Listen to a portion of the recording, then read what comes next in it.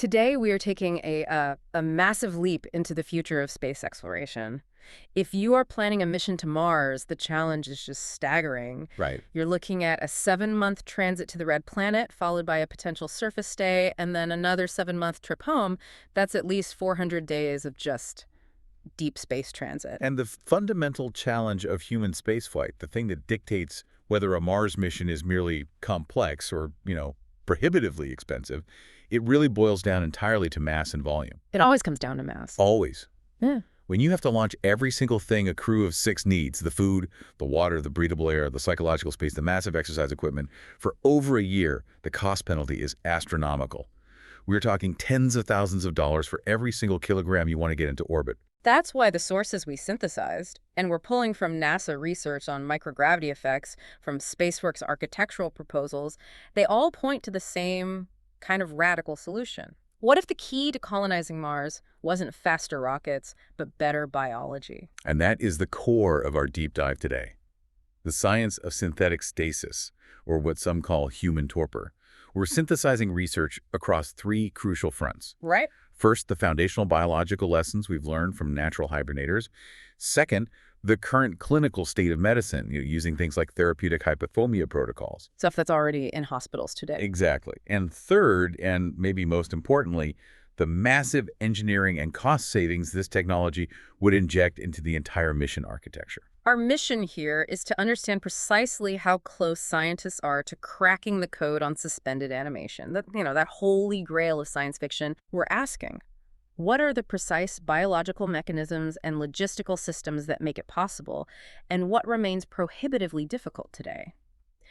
We're looking for the path to putting astronauts into a deep, resource-saving sleep for months on end. The idea being you turn the crew from a massive drain on resources into a minimal protected payload. That's the dream. Okay, let's unpack this. Before we can even talk about putting the human body on pause, we absolutely need to know why we have to. What does space travel actually do to an active astronaut? Because the damage is profound. It is. And the sources make it crystal clear that our current countermeasures, they're just failing to keep pace with the duration of the mission. The primary physiological crisis of microgravity, it really centers on the musculoskeletal system. The sources emphasize that microgravity-induced bone loss and muscle wasting are not just, inconveniences. They are arguably the single most serious health issue you encounter on these long-duration missions. The body is built to fight gravity, and when you take that away without that mechanical loading, it simply starts to dismantle itself. And the numbers are shocking when you look at how fast this happens. Yeah. Astronauts lose bone mineral density, or BMD, primarily in the weight-bearing areas. So the spine, the pelvis, the femur. Structural bones. Right, at a rate of 1% to 2% per month. Per month. Let's just put that into context for the Mars trip you'll be making. If an astronaut is expected to spend a year in transit, covering the round trip, That's a huge loss. they could lose approximately 20% of their total BMD. And crucially, the sources link this loss to an approximate 40% loss in overall bone strength. That is devastating. And this complication isn't just about a slow recovery once they land back on Earth. It's about survival on arrival. Precisely. You're arriving at Mars where gravity is 3/8 of Earth's. That's still a significant load. It's not zero. It's not zero. So if you step onto the Martian surface with bone strength compromised by 40%, you present a high, maybe an unacceptable risk of fracture. A fracture, a cracked femur, or a shattered pelvis on a remote planetary surface far from any serious medical facility. That is potentially a mission-ending event. It's a guaranteed medical emergency at best. Yeah. Catastrophe at worst. Absolutely. That really drives home why we need a better solution. And what's fascinating here is that scientists differentiate this rapid space-induced bone loss from the age-related osteoporosis we see, commonly on Earth. Why is that distinction so crucial? It's the scientific nugget that explains why exercise, our current primary countermeasure, just fails. The sources suggest that although NASA sometimes refers to the space loss phenomenon as an acceleration of age-related osteoporosis, the mechanisms are crucially different. How so? In normal age-related osteoporosis, you see an accelerated rate of bone resorption, where cells called osteoclasts remove old, damaged bone that slightly outpaces the rate of new bone growth or mineralization laid down by cells called osteoblasts. Okay, so the body is doing maintenance, but the demolition crew is slightly faster than the construction crew. That's a good analogy. And in that age-related scenario, The body often attempts a kind of structural defense by increasing the overall diameter of the bone. Oh, okay. It's a structural compensation. The bone is less dense, sure, but it's physically wider, which provides some minor bracing. But microgravity just throws a wrench into that entire system. It's far more severe and far more rapid. The source material suggests that the hypothesized mechanism in space is that osteoblastic activity, the actual bone formation, is significantly inhibited. So it slows down. It slows way down or, in the worst cases, stops entirely. Meanwhile, the osteoclasts, those demolition cells, they continue to resorb bone at or even above the normal rate. So you stop building the house, but the demolition crew keeps working on the foundation. Exactly. The result is a much faster, more severe thinning of the bone, particularly the dense outer cortical shell, without any of that compensating increase in diameter. So for a given amount of bone loss, the structural impact in space is significantly more severe and, as we said, incredibly rapid. You lose 1 to 2% per month in space, compared to maybe 1% per year for a postmenopausal woman on Earth.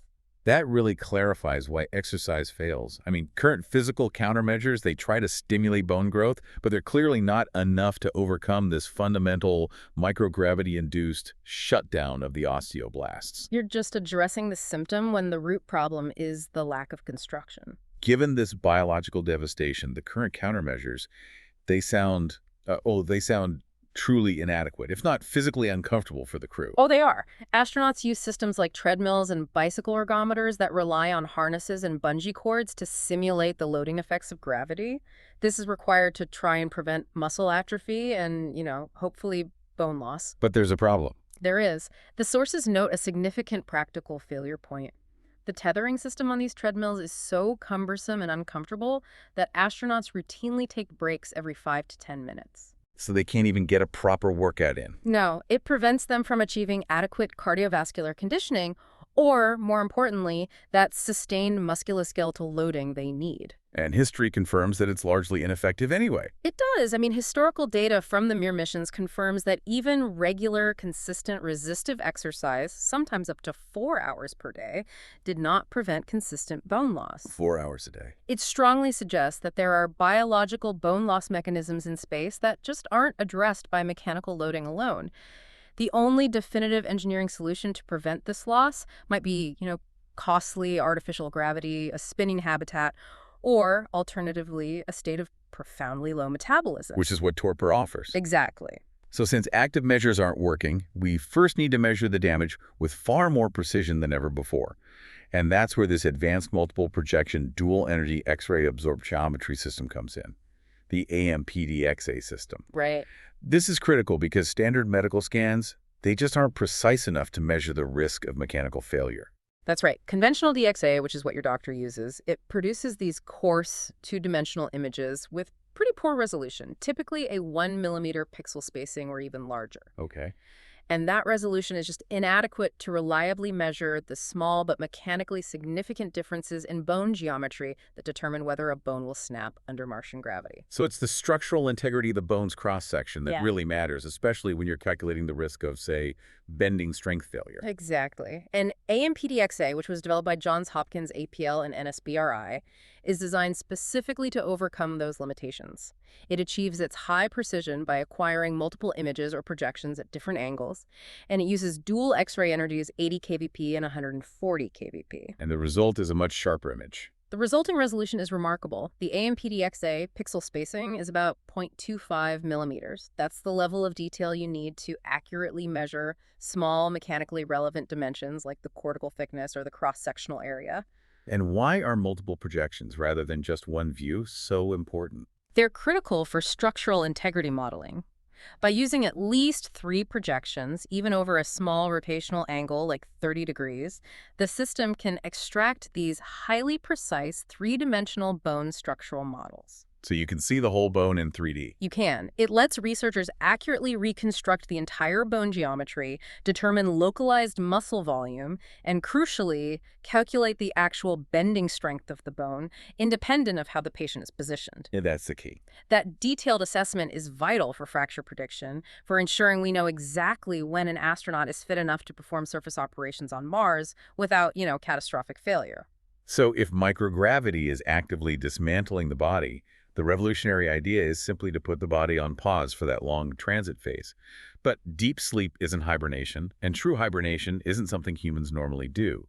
So what does this pause look like biologically, and what models are we studying? Yeah, we really need to be precise with our terms here. Torpor is a naturally regulated state of metabolic suppression. Animals use it to conserve energy, especially during, food scarcity or cold. Yeah. It's defined by a drastically reduced metabolic rate, or MR, a major decrease in body temperature, or text and depressed heart and respiratory rates. And we see it manifested across a huge spectrum in the animal kingdom. We do. On the shallow end, you have what's called daily torpor, which is brief, lasting less than 24 hours. A hummingbird, for instance, might drop its metabolism by about 35%. Just overnight. Exactly, just overnight. Right. Its body temperature might drop maybe 5 to 20 degrees Celsius just to survive a cold snap when food is scarce. It's like a fuel-saving mode for the night. And then the deep end of that spectrum is full-blown hibernation. Correct. This is prolonged and profound. The Arctic ground squirrels are the absolute masters here. They can achieve a metabolic reduction of over 99%. Crap. With core body temperatures dipping into sub-zero territory, as low as minus 2.9 degrees Celsius, they are essentially frozen solid, yet biologically regulated. But the animal model that researchers are really focusing on for human application is neither the hummingbird nor the ground squirrel. It's the black bear. The black bear is the most practical analog. It's comparable to humans in size and basal metabolic rate. But what makes the bear so unique is how shallow its temperature drop is. Right, it's not that big of a drop. Not at all. Bears drop their core body temperature only from about 36 degrees C down to 30 degrees C, a reduction of just 6 degrees. Yet this modest drop is enough to reduce their metabolism significantly, down to about 25% of basal rates. And that 6-degree drop enables this remarkable capacity for sustained maintenance. They can essentially run on fumes for half a year. Exactly. Bears can spend up to 7 months in torpor without eating, drinking, urinating, or defecating, surviving entirely on their stored energy. This capacity for, let's call it clean stasis, is key. What do you mean by clean stasis? Well, unlike the Arctic ground squirrel, whose torpor is interrupted by these regular interbout arousals, brief warm-ups, often used to clear out metabolic waste, the bear sustains continuous suppression without needing those taxing warm-up cycles. Nice. This stable, long-duration, low-waste metabolism is exactly why it's the target human model. It's genuinely astonishing that the body can survive under such profoundly altered states. It suggests we already have the resilience, we just need to find the switch. We do. I mean, we have the well-publicized cases of extreme accidental hypothermia, like Mitsutaka Uchikoshi, who survived being found after 24 days with his body temperature having dropped to 2 degrees C. A remarkable case. Or the famous case of Anna Bagenholm, whose core temperature was 14 degrees after being submerged in ice. If humans can survive 14 degrees C, why are we focusing so heavily on the bear's shallow 30 degrees C model? Is it truly sustainable?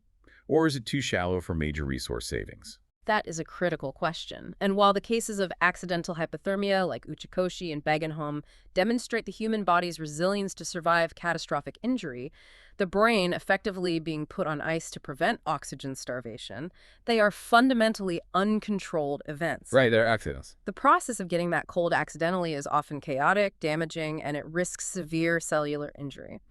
For planned space travel, we have to prioritize control, stability, and safety above all else. And the black bear represents that control and stability. Yes. The goal of human torpor is not to risk freezing the body, but to achieve a safe, medically managed state that conserves resources. The black bear's modest, stable 30 degrees C core temperature reduction still yields a 75% metabolic reduction compared to its active state. Which is a huge saving. A massive saving. And it does so without the severe cellular stress seen in those extreme accidental cases. We want quasi-torpor, leveraging that bear-like stability. Speaking of stability, let's just clarify that torpor is distinct from regular sleep. You can't just sleep your way to Mars. Absolutely not.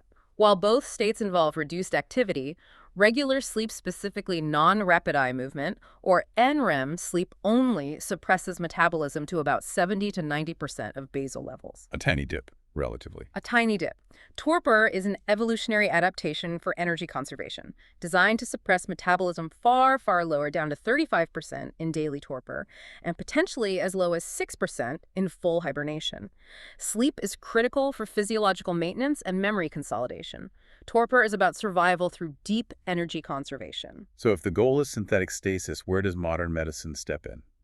We can't actually induce true hibernation yet, but we have a well-established clinical procedure called therapeutic hypothermia, or TH, which serves as our medical bridge. TH is the clinical analog that provides the safety foundation for this whole space mission concept. It is a proven medical procedure. It's used routinely today, primarily to reduce ischemic injury, so damage caused by lack of blood flow after major events like cardiac arrest, stroke, and severe traumatic brain injury. And how does it work? The procedure involves lowering the patient's core body temperature by only 5 to 10 degrees Fahrenheit, bringing them down to a core temperature of 32 degrees C to 34 degrees C or 89 to 93 Fahrenheit. That modest drop is already enough to yield significant metabolic savings, even in a stressed patient. It is, and the duration is crucial here. While a full Mars transit is 200 days, human patients have been placed in a continuous drug-induced hypothermic state using TH protocols for periods up to 14 days. 14 days is the record. 14 days continuously, particularly in patients with severe TBI. And studies have shown that this period of mild hypothermia significantly reduced the mortality rate and improved neurological outcomes for those patients. So that 14-day mark is the current medical baseline we have to work around. And the fact that patients can go through multiple cycles is also really encouraging for this space strategy. Extremely encouraging. Patients have undergone multiple TH induction cycles, up to 5 or more, without reported long-term negative physiological or cognitive effects. This provides the medical confidence we need to push the duration boundary, but more importantly, it paves the way for the rotational strategy we'll discuss later. Right. So the current research goal for space travel is therefore not full hibernation, but achieving a safe, drug and cooling-induced quasi-torpor that leverages the established safety profile of TH to reduce metabolism by 20 to 30%. Okay, so if we connect this to the bigger picture, achieving this quasi-torpor state means we have to overcome the human body's inherent powerful resistance to cooling. That's the main hurdle. And that is where pharmacology and sophisticated neural targeting must step in to override the body's natural defenses. Right. You have to trick the body into accepting the cold. The physiological savings are the entire driving force behind this research, so let's just cement that calculation for the listener. Using ETs, or metabolic equivalents, how significant is the saving, really? We can calculate the savings based on reducing the energy needed just for maintenance. A moderately active adult averages about 1.3 METs daily. If we simply increase the proportion of rest time from the typical 30% up to, say, 80% of the day, just having them lie still, that alone reduces the average metabolic consumption to 1.1 METs. So a 20% reduction just from lying down more? A 20% reduction in total fuel and oxygen consumption just by extending rest. But torpor requires driving that rate down even further during that extended rest period. Yes. By adding drug-induced metabolic reduction during that prolonged rest, where the sleeping metabolic rate drops from 1.2 METs down to, say, 0.8 METs, the average consumption drops further down to 0.9 METs. Okay. So the combination of prolonged rest and a modest drug-induced metabolic reduction results in an overall fuel and oxygen consumption reduction about 30% below baseline. And that's before the cooling effect. That's before you even factor in the physics of cooling, which itself decreases the metabolic rate by about 5.2% for each 1 degree Celsius decrease in core body temperature, provided we can stop the body from fighting back. And that fighting back mechanism is shivering, cold-induced thermogenesis, which would instantly negate all the metabolic savings. So we need drugs that can safely and reliably suppress that. Absolutely. The pharmacological search has to prioritize suppressing shivering without introducing dangerous side effects like respiratory depression, which is highly problematic in a confined, remotely monitored space environment. Right. Drugs like dexmedetomidine, which is an alpha-2 adrenergic agonist, are proving to be the gold standard here. Why is dexmedetomidine so much better suited for this long-term suppression than, traditional heavy sedatives? It's because of its unique profile. Dexmedetomidine reliably suppresses the shivering response at very low plasma levels, specifically in the 0.2 to 1.0 nanogram per milliliter range. That's a very low dose. It is. And unlike heavy sedatives like benzodiazepines or barbiturates, which cause greater respiratory depression, they degrade sleep quality and cause significant performance impairment. Dexmedetomidine can sedate without causing clinically significant respiratory depression or loss of airway protection. That's the key. The continuous pulse oximetry data from current TH studies shows stable oxygenation during drug-induced sleep with this agent. It allows for metabolic slowdown without the risk of the patient stopping breathing, which is crucial for astronaut safety. Beyond just sedation to manage cooling, the potential for long-haul stasis requires researchers to look closely at inhalation anesthetics, or IAs. These offer rapid, fine-tuned control. What defines an ideal IA candidate for 6 months of continuous use? The criteria are extraordinarily strict for long-duration space use. You need rapid onset and offset for precise control and a fast wake-up. You need a stable hemodynamic profile, meaning no wild swings in blood pressure, Right. low toxicity, and minimal metabolism. And that minimal metabolism part is key because hypothermia slows down the body's primary drug metabolizing system, the cytochrome P450 system. So drugs would build up in a cold body. They would. If a drug relies on P450 for clearance, it will build up to toxic levels over months in a cooled body. So less metabolized IAs are exponentially safer. And among the candidates, the noble gas xenon appears to be the undisputed frontrunner. It's praised for being, well, for being clean. Xenon has an almost perfect profile for this purpose. It is an inert noble gas, which means it possesses the lowest blood solubility of the anesthetic studied. And that means it works fast. It's what imparts the fastest onset and recovery. But its crucial advantage is that it is excreted through the lungs and does not undergo any hepatic metabolism. It produces 0 toxic metabolites, which is a game changer for long-term continuous use over months in a cooled environment. It sounds ideal. Does it have any known drawbacks other than maybe the complex storage required for a noble gas? Its only major drawback is its scarcity and therefore its astronomical cost. Xenon is rare, and while it is medically superior, the sheer volume required to maintain a 6-person crew in a closed-loop system for 400 days presents a massive logistical and financial constraint. The show stuff. It could be. Researchers are working on highly efficient recycling systems to mitigate this, but it's a central point of conflict. Otherwise, hemodynamically, it's excellent. Studies show xenon maintains stable blood pressure and causes a desirable decrease in heart rate. Any of the benefits. It also offers significant neuroprotective effects, especially when combined with therapeutic hypothermia, which is highly relevant for protecting the brain during long periods of low-flow metabolism. Given the cost conflict with xenon, what about the next best halogenated IAs, desflurane and sevoflurane? Desflurane is often viewed as the strong second option. It also boasts low blood solubility and, crucially, the lowest hepatic metabolism of the halogenated IAs, making it highly non-toxic. Its fast onset and offset allows for extremely precise control, which is vital for maintaining that perfect, shallow, quasi-torpor state. But it has a drawback. It does.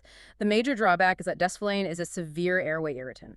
It often causes coughing or laryngospasm, which almost always necessitates intravenous induction before the gas can be safely administered. And sevoflurane, the third option. Sevoflurane is safer and more versatile for initial induction because it's non-pungent. It has a fast onset and recovery, better than older agents like isoflurane.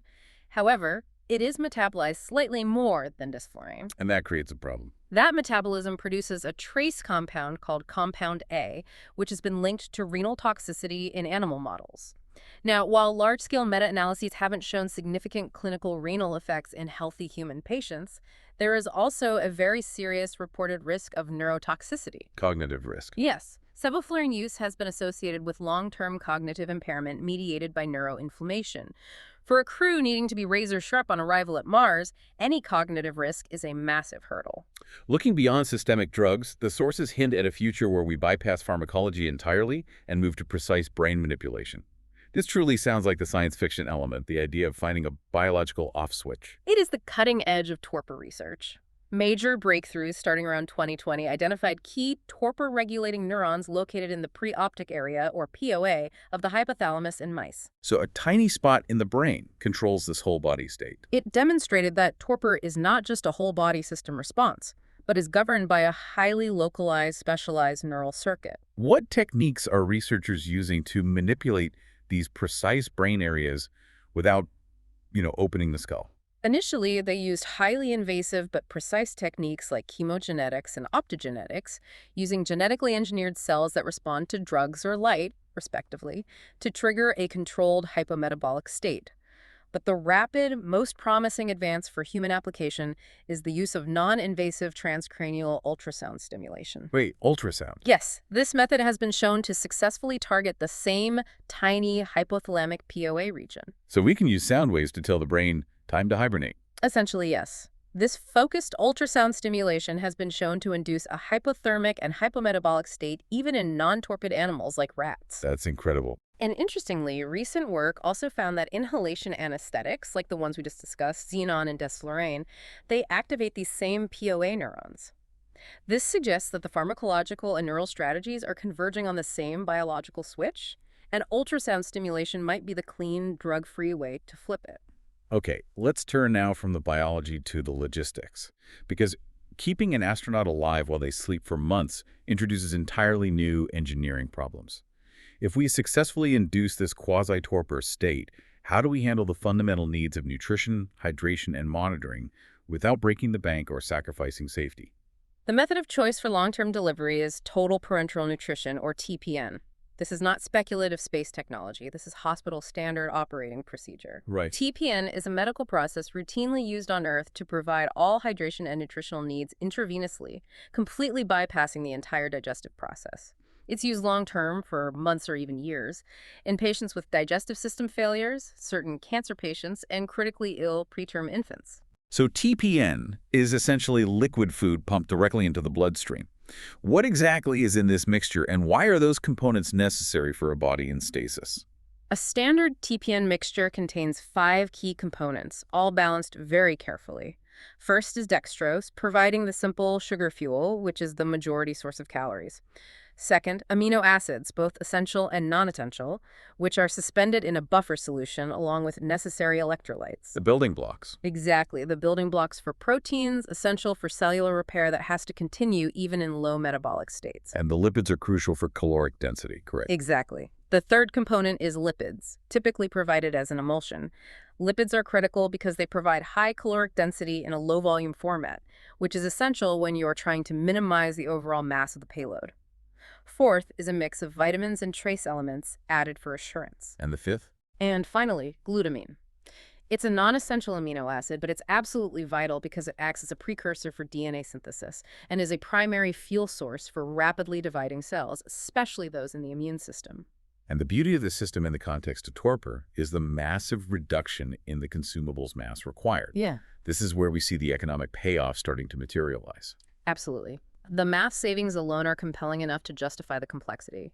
On the International Space Station, the typical mass allocation for traditional solid or partially hydrated food is over 2 kilograms per person per day. Wow. That's before you account for packaging, preparation, and waste management. In contrast, the TPN dosage is calculated using the Harris-Benedict equation, adjusted significantly for the patient's low activity level.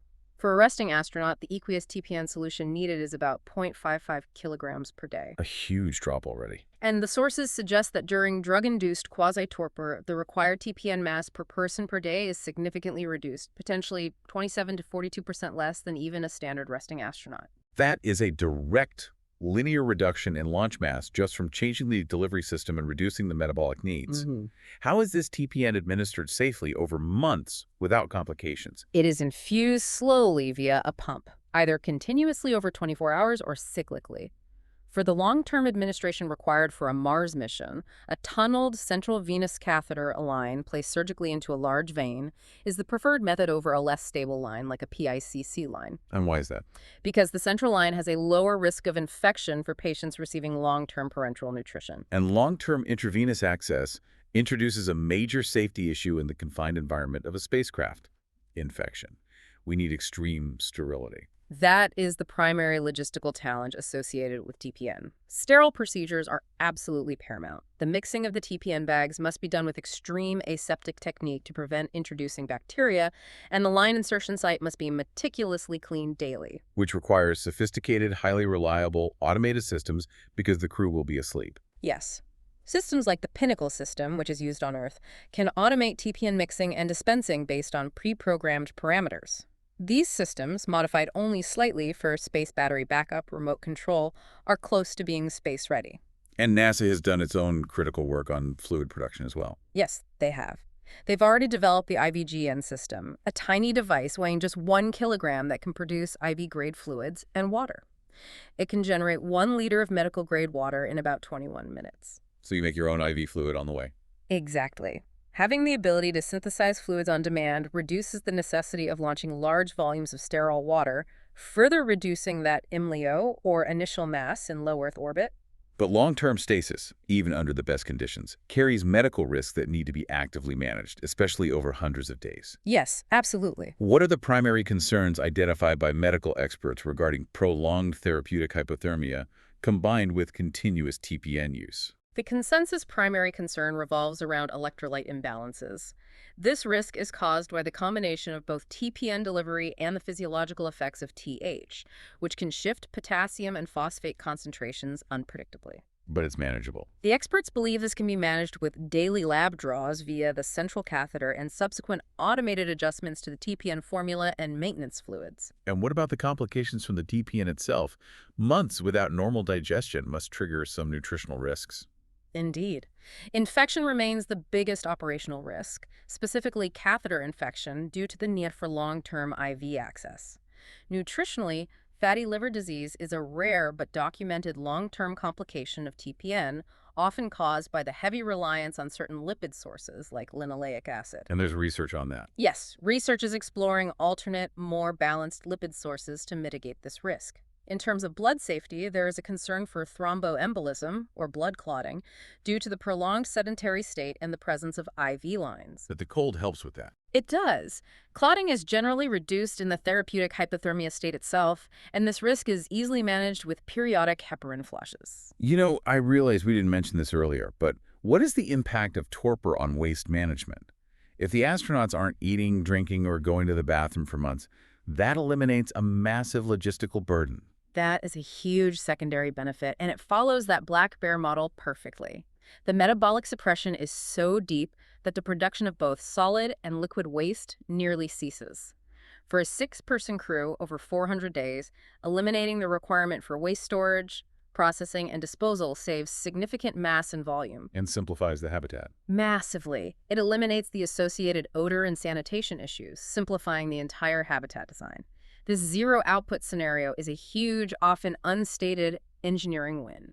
And finally, the exposure to the sedatives used to induce torpor must carry its own set of long-term risks beyond just compound atoxicity. They absolutely do. The long-term risks associated with prolonged anesthetic exposure include potential bone marrow depression, which would compromise the immune system and exacerbate bone density loss by inhibiting the production of new cells. And what else?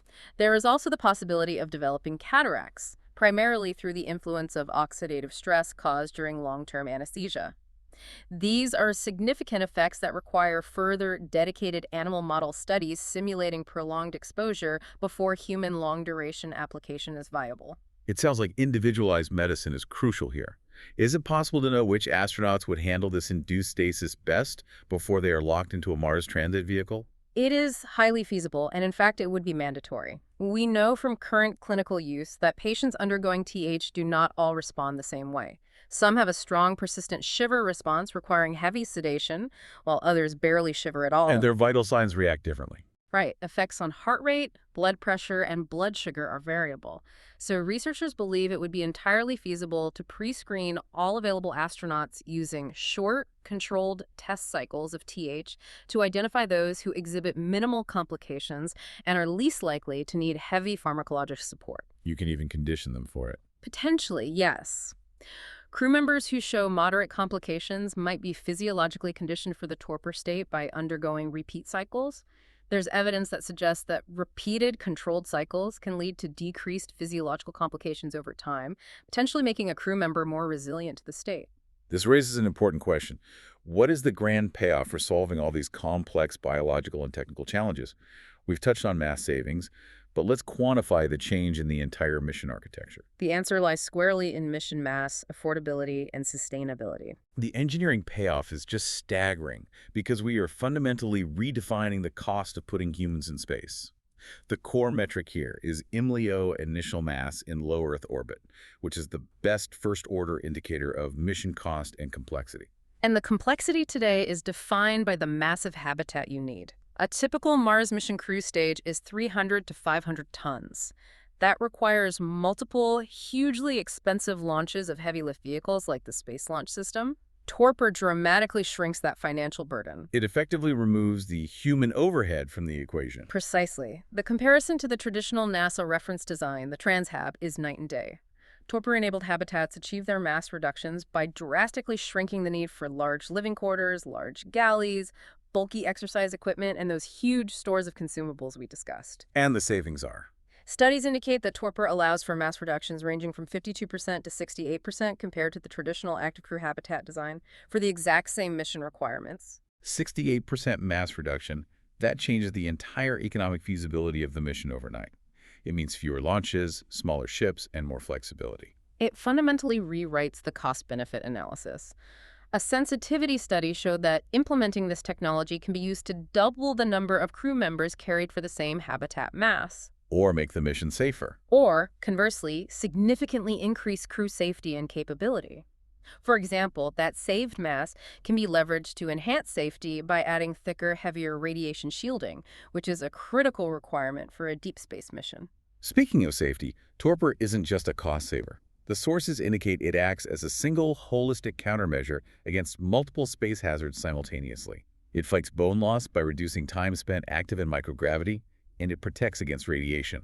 That dual protection is the most profound engineering insight here. In addition to minimizing musculoskeletal damage, induced hypothermia states have demonstrated significant radioprotective effects in animal and cell models against high-energy radiation like galactic cosmic rays. How exactly does being cold protect you from high-energy radiation? What is the cellular mechanism at play? There are two main mechanisms identified by the sources. First, studies on cell lines have shown that pre-exposing cells to hypothermic conditions prior to radiation results in radioprotective effects by promoting pro-survival signaling and increasing DNA double-strand break repair mechanisms. So cooling the cells just turns on the repair machinery more effectively. Essentially, yes. The second, and perhaps more profound mechanism, involves the cellular environment itself. During torpor, the body achieves a hypoxic cellular environment, so decreased cellular oxygen concentrations, as a result of the reduced respiration and circulation needed to sustain the lowered metabolic rate. And that low oxygen environment is a known shield against radiation damage. It is. This confers radioresistance via what is known as the oxygen effect. Radiation exposure creates highly damaging reactive oxygen species within cells, which cause massive cellular damage. So less oxygen means less fuel for that fire. Exactly. By reducing the overall oxygen concentration in the cells, you significantly reduce the amount of reactive oxygen species that can be generated after radiation exposure, thus reducing the total cellular damage. Animal studies on rats and synthetic torpor have confirmed that this state reduces radiation toxicity and downregulates genes involved in DNA damage signaling. Okay, so a single very long stasis period for the entire 200-day transit is the ultimate goal, giving us that maximum 68% mass reduction. But since 14 days is the current proven medical record for continuous therapeutic hypothermia, we need a viable near-term strategy. What is the proposed rotation? That is the ingenious basis of the proposed Sentinel Protocol. Since long, single-cycle torpor is not yet proven, a rotation strategy is proposed for the 6-member crew over the approximately 200-day transit. So they take turns. They take turns. Each crew member would enter a rotation sequence of being active for a brief period, a few days, followed by an 8 to 10-day torpor phase. That's a brilliant strategy to keep the torpor duration safely within that medically proven 14-day limit. Exactly. And this rotation ensures 2 levels of safety. First, the duration of stasis is scientifically justified by existing clinical data. Second, it ensures that at all times there is at least one alert and active crew member, the Sentinel on board for safety, system management, and diagnostics. And someone has to be awake to help the next person. Right. Plus, one other crew member who is either undergoing the cooling phase or the warming and wake-up cycle. The medical researchers have a much higher confidence level in achieving multiple, repeated 8 to 10-day cycles than a single 180-day cycle. And this doesn't blow up the budget. No. Crucially, the total mission consumables budget remains unaffected by this rotational protocol, proving its current feasibility. Given the focus on safety, we have to talk about the end phase. What is the most medically critical phase of this entire operation? The rewarming phase. It's universally agreed upon by medical experts as the most critical and risky part. The majority of risk associated with therapeutic hypothermia is not with the initiation or maintenance of the TH state, but the rapid physiological changes and potential for complications that occur during the rewarming process. And what's the general, very careful rule for safely waking someone up from hypothermia without inducing shock? The general rule is that the longer the TH state, the slower the rewarming process must be to allow the body's cardiovascular and metabolic systems to stabilize. Doctors almost always warm patients at the minimum suggested rate of 1 degree Fahrenheit per hour. That's a slow process. It's a very slow process. While protocols might allow for 4 times that rate in an emergency, controlled, slow rewarming is essential to avoid hemodynamic collapse. The process could be augmented with active thermal systems like the koala thermal pads, which provide conductive warming, and potentially drugs like adenosine to aid the process. But the necessity for a slow, carefully managed awakening remains the largest hurdle before the crew can prepare to land. What an incredible synthesis of deep biological understanding and sheer engineering ambition. To summarize the key takeaways for you, the feasibility of getting a human crew to Mars hinges not just on rockets, but on regulating the human body itself, turning the crew from a massive drain on resources into a minimal protected payload. The potential magnitude of the payoff is just enormous, indicated by engineering studies showing mass reductions in the habitat of up to 68% compared to the traditional NASA reference design. And this is all enabled by medical advances using therapeutic hypothermia as a model. The biological feasibility is being solved pharmacologically by using targeted agents like dexmedetomidine to suppress the shivering response while maintaining respiration, and by identifying ideal non-toxic anesthetics for long-term use. And that ideal candidate is xenon, due to its clean metabolic profile, despite the huge challenge its scarcity and cost present. And the logistical challenges of keeping the crew nourished are solved by leveraging existing hospital-grade technology, Total Parenteral Nutrition, or TPN. It not only feeds the crew, but dramatically reduces the consumable's mass compared to traditional space food, while eliminating the entire waste management problem. Ultimately, the path to sustained space exploration requires scientists to be on the verge of figuring out how to put humans in a state of suspended animation. It could literally be the key to colonizing Mars, leveraging the body's innate resilience to survive the transit phase. And this leads us to the final provocative thought based on the sources. If stasis technology continues to advance, the sources suggest that torpor could be augmented with mechanical and electrical stimulation applied to the crew while they are asleep. This kind of intensive conditioning would be impossible with an active crew, but in stasis, the energy requirement is minimal. So the question isn't just whether synthetic stasis is achievable to keep the body stable, but whether it could be leveraged to condition the crew in such a way that they arrive at Mars in better physical shape than when they left Earth. Having skipped the worst of the microgravity damage and having received targeted, simulated loading. That realization that space travel could make us stronger could revolutionize space medicine far beyond just the transit phase to Mars. A truly fascinating possibility for you to mull over as the science rapidly progresses. Until next time, keep digging and keep learning.